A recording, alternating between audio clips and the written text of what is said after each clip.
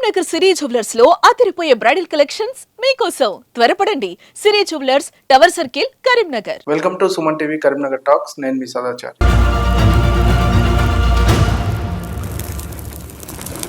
General గా ఈ రోజుల్లో యువత ఆన్లైన్ బెట్టింగ్ కి అలవాటు పడి చాలా మంది బలవుతున్నారు. ఈ విషయంలో రీసెంట్ గా కరీంనగర్ జిల్లా తిమ్మాపూర్ మండలానికి చెందిన ఒక యువకుడు కూడా ఆన్లైన్ బెట్టింగ్ కి అలవాటు పడి ఆత్మహత్య చేసుకున్న పరిస్థితి. మరి ఇలాంటి ఆన్లైన్ బెట్టింగ్ల మీద పరిష్కారం ఏంటి? ఇలాంటి విషయాలు మాట్లాడడానికి మనతో పాటు అడ్వకేట్ హేమలత పటేల్ గారు ఉన్నారు. వారితో మాట్లాడదాం. నమస్తే మేడం. నమస్కారం మేడం, ఈ రోజుల్లో చూస్తే యువత ఆన్లైన్ బెట్టింగ్ కి అడిక్ట్ అవుతున్నారు. దీన్ని ఎలా తీసుకోవాలంటారు? ఆన్లైన్ బెట్టింగ్ అనేది మెయిన్ గా యూపీఐ ట్రాన్సాక్షన్స్ ఉండే మొబైల్స్ నుంచి బాగా జరుగుతుంది. యువత బాగా అలవాటు పడ్డారు సార్. అలవాటు పడ్డానికి కారణాలు కూడా ఇంట్లో పేరెంట్స్ కావచ్చు, ఫ్యామిలీ మెంబర్స్ కావచ్చు, ఫ్రెండ్స్ కావచ్చు, చాలా కారణాలు ఉన్నాయి దానికి. కాలేజీలో ఫ్రెండ్స్ కావచ్చు, బయట ఉన్న ఫ్రెండ్స్ కావచ్చు. దానివల్ల వీళ్ళంతా కూడా ఒక ఆశకి వెళ్ళిపోయి వాళ్ళ ప్రాణాలు కోల్పోవడం జరుగుతుంది. మేడం, ఇప్పుడు కరీంనగర్ లో రీసెంట్ గా జరిగిన ఏదైతే ఉందో యువకుడు సూసైడ్ చేసుకున్నాడు. ఆయన విషయం చూస్తే అబ్బాయి హైదరాబాద్ లో చదువుతాడు. తల్లిదండ్రులు ఇంటి దగ్గర ఉంటూ వ్యవసాయ పనులు చేస్తూ లేకపోతే వాళ్ళ పనులు వాళ్ళు చేసుకుంటూ ఉంటారు.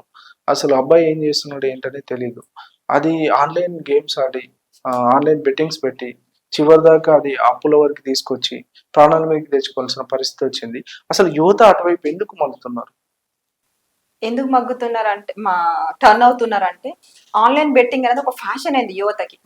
అది తల్లిదండ్రుల దగ్గర నుంచి కొంచెం తల్లిదండ్రులు కూడా దానికి సెట్ చేయాలి. ఏం చేయాలంటే ఇప్పుడు ఏదైనా డబ్బు ట్రాన్సాక్షన్ కావచ్చు, పిల్లలకు చెప్పడము, ప్రతిదీ చెప్పడంలో తప్పు లేదు. కానీ కొంతమంది పిల్లలు ఏం చేస్తున్నారు, తల్లిదండ్రుల దగ్గర ఉన్న డబ్బుని ఇంత డబ్బు ఉంది దీన్ని ఏం చేయాలని ఫ్రెండ్స్ కి వాళ్ళతో మాట్లాడడం వల్ల ఆ ఫ్రెండ్స్ ఏం చేస్తున్నారు, నీ దగ్గర ఉన్న కొంత డబ్బు మనం ఇట్లా ఆన్లైన్ గేమ్ లో పెడితే డబ్బులు వస్తుంది అనగానే ఈ పిల్లోడు అటు ట్రాన్స్ఫర్ చేయడం జరుగుతుంది. సో ఈజీ మనీకి అలవాటు పడి ఈజీగా మనీ వస్తుంది అని చెప్పేసి వాళ్ళు ఈ మనీతోని నెక్స్ట్ జలసాలు చేయొచ్చు అని చెప్పేసి చాలా మంది టర్న్ అవుతున్నారు.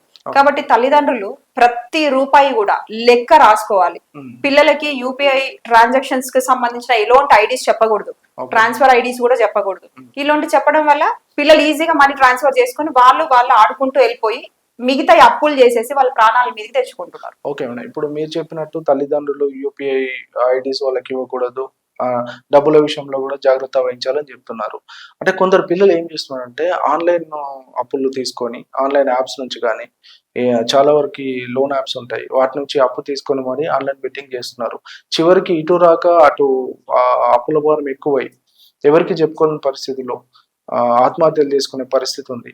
అసలు ఇలాంటి లోన్ యాప్స్ పైన అసలు చట్టం ఏం చెప్తుంది? ఎలాంటి చర్యలు తీసుకోవచ్చు?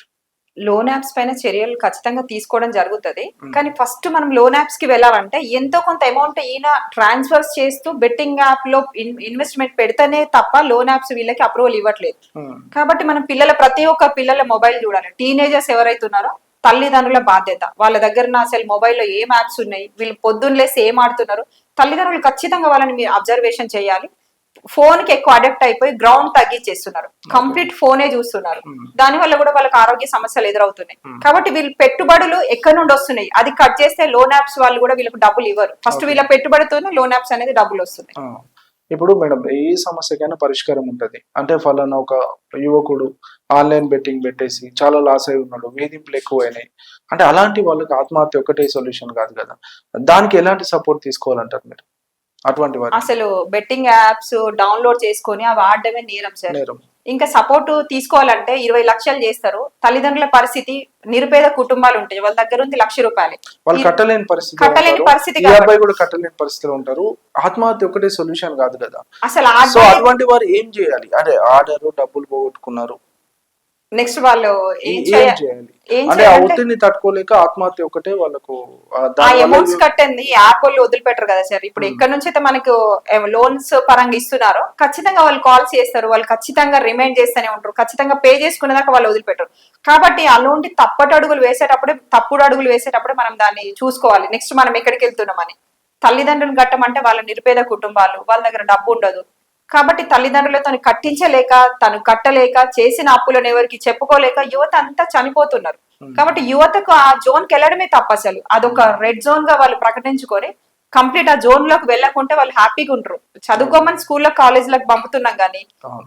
మొబైల్లో డబ్బులు ఉన్నాయి కదా అని చెప్పేసి యాప్లకు బెట్టింగ్ యాప్లకు వెళ్ళమని చెప్పేసి మనం తల్లిదండ్రులు చెప్తలేం, ఆన్లైన్ గేమ్స్ ఆడమని కూడా మనం చెప్పాం. చెప్తాను. యువత మేల్కొల్పు రావాలి యువతకి. మనం ఒక 10 మందికి చెప్పాలని యువత డిసైడ్ అవ్వాలి. దానికోసం కూడా మనం స్పెషల్ గా క్లాసెస్ కూడా చెప్తున్నాము. ఓకే. అందరం కలిసి అవేర్నెస్ చేస్తే ఆన్లైన్ గేమ్స్ అనేది తగ్గుముఖం పడతాయి. మన భావితరాన్ని మనం కాపాడుకునే వాళ్ళం అవుతాం. ఇలాంటి ఆన్లైన్ గేమ్స్ బాధితులు ఎవరైనా మిమ్మల్ని అప్రోచ్ అయ్యారు? యా అయ్యారు సార్. రీసెంట్ గా ఒక పేరెంట్ డైలీ అమౌంట్ తీసుకొచ్చి మనకి ఒక దగ్గర దాచుకునేవారు. ఎవ్రీడే కొంత అమౌంట్ తను కష్టపడ్డది. ఇంకొక బిడ్డకి ఎడ్యుకేషన్ ఫీ కడదామని చెప్పేసి 5,50,000 దాచుకున్నాడు. వాళ్ళ చిన్న బాబు ఏం చేశారంటే మెల్లిమెల్లిగా ఆ డబ్బును తీసుకెళ్లి యూపీఐకి ట్రాన్స్ఫర్ చేయించుకుంటూ గేమ్స్ ఆడడం కావచ్చు, ఫ్రెండ్స్ తో జలసాలు చేయడం కావచ్చు, ఈ డబ్బు మొత్తం దాటిచేశాడు. ఓకే. ఇప్పుడు ఆ తండ్రి బిడ్డ మీద కేసు పెట్టలేరు. కేసు పెడితే మైనర్ అయి ఉంటే రిమాండ్ అవుతారు. ఓకే. మేజర్ అయినా కూడా వాళ్ళు జైలుకి వెళ్లాల్సి వస్తుంది. కాబట్టి తండ్రి ఎవరికి చెప్పుకోలేని పరిస్థితి, వెనక గొయ్యి ముందు నుయ్యి అన్నట్టు ఆయన పరిస్థితి ఉంది. కాబట్టి తల్లిదండ్రులు ప్రతి రూపాయి కూడా మీ దగ్గర ఉంటే మీరు బ్యాంకులో సెక్యూర్ చేసుకొని సపరేట్ పాస్బుక్ పెట్టుకోండి, ఎవరికి చెప్పకండి. పిల్లల ముందే మీరు అలా డబ్బులు పెడతా ఉంటే పిల్లలు ఆ డబ్బుల్ని చూసి ఈజీగా మనం ఏమైనా చేయొచ్చు, మనం ఏమైనా దీంతో ఆడొచ్చు, కొనొచ్చు అనే ఒక ధోరణిలో ఇలా జరుగుతూనే మన దగ్గరికి రెగ్యులర్ గా వస్తూనే ఉంటాయి. తల్లిదండ్రులకు తెలిసిందా ఆ పిల్లాడు అలా చేశాడు? తెలిసింది. తెలిసిన తర్వాత ఇంకా వాళ్ళు ఎవరైనా ఎవరి బిడ్డనే సమర్థించుకుంటారు. మన దగ్గరకు వచ్చి చెప్పడం జరిగింది. మేము కూడా ఆ బిడ్డకి కొంచెం మోటివేషనల్ కౌన్సిలింగ్ చేశాము. కాబట్టి ఇలా జరిగినప్పుడు ఆ బిడ్డలు కూడా కొంచెం నిరుత్సాహ స్థితికి వెళ్ళిపోతారు. ఎడ్యుకేషన్ లో కావచ్చు, వాళ్ళు బయట తిరగడంలో కావచ్చు, నా వల్ల తప్పు జరిగిందని. అది జరగకుండా తల్లిదండ్రులు చూసుకుంటే ఆ బిడ్డ హ్యాపీగా ఉంటాడు, కుటుంబం బాగుంటది, ఆ డబ్బులు కూడా వాళ్ళ డబ్బులు వాళ్ళకు ఉంటాయి. కాబట్టి తల్లిదండ్రులు మెయిన్ రోల్. పిల్లలు ఏం చేస్తున్నారని గమనించే బాధ్యత తల్లిదండ్రులదే, ఏ టీచర్ది కాదు, ఇంట్లో వేరే వాళ్ళది కూడా కాదు. తల్లిదండ్రులదే కంప్లీట్ పిల్లల బాధ్యత. పిల్లల్ని చూసే విధానం బాగుంటే వాళ్ళు 100% మంచిగా ఉంటారు. బుక్స్ చదివించండి, భగవద్గీత చదివించండి, ఎన్ని లేవు రామాయణం చదివించండి పిల్లలతోని. ఎవ్రీడే ఒక చాప్టర్ చదవమనండి. ఈ ఆన్లైన్ గేమ్స్ వల్ల ఏమొస్తుంది పిల్లలకి? సనాతన ధర్మాన్ని నమ్ముకుంటే పిల్లలు ఇంకా మంచి బుద్ధికి వెళ్తారు, మంచి స్థితికి వెళ్తారు. ప్రతి ఇంట్లో 2 బుక్స్ పెట్టండి, ఒక భగవద్గీత, ఒక రామాయణం పెట్టండి, రోజు ఒక అధ్యయనం చదివించమని చెప్పండి పిల్లలకి. ఇలాంటి వాటికి వాళ్ళు వెళ్ళరు. నెక్స్ట్ ఇంకా వేరే ఆలోచన రాదు వాళ్ళకి. సనాతన ధర్మం నేర్చుకుంటే పిల్లలు చాలా బాగుపడతారు అన్నట్టు. కాబట్టి మనం ఇవి ఎంకరేజ్ చేయాలి. అంటే దీని మీద కూడా అవేర్నెస్ గవర్నమెంట్ కల్పించాల్సిన ఆవశ్యకత ఉంది. దీనిపైన మీరు ఏమంటారు? గవర్నమెంట్ ఉన్నాయే చేయట్లేదు సార్. పిల్లల్ని దృష్టిలో పెట్టుకొని ఎన్నో గురుకులాలు ఉన్నాయి, కస్తూరిబా స్కూల్స్ ఉన్నాయి. ప్రతి స్కూల్లో ఒక చిన్న సెషన్ పెట్టమని చెప్పండి, ఒక చిన్న క్లాస్, 40 minutes క్లాస్, సనాతన ధర్మం, భగవద్గీత, రామాయణం పిల్లలు నేర్చుకుంటారు కదా. ఇప్పుడు ప్రభుత్వం చేయాల్సిన పనులే చేయట్లేదు, ఇంకా వాళ్ళకి పిల్లల మీద ఎక్కడ ఉంటుంది సార్. బట్ ప్రభుత్వం తీసుకుంటే చర్య 100% ప్రతి పిల్లలు కూడా బాగుంటారు. బెట్టింగ్ యాప్స్ కావచ్చు, ఆన్లైన్ గేమ్స్ కావచ్చు, ప్రతిదీ తగ్గుతుంది. పిల్లలు కూడా నేర్చుకోవడానికి ఇది ఉంటది. ఇప్పుడు మనప్పుడు మన స్కూల్స్, గవర్నమెంట్ స్కూల్స్ లలో కూడా ఎంత చక్కగా మనకి విద్యని బోధించేవారు, మంచి శ్లోకాస్ చెప్పేవారు. అవన్నీ కూడా తగ్గుముఖం పట్టాయి ఇప్పుడు. కాబట్టి ఇలాంటి చర్యలు అంటే ఎక్కువ అవుతుంది. Thank you.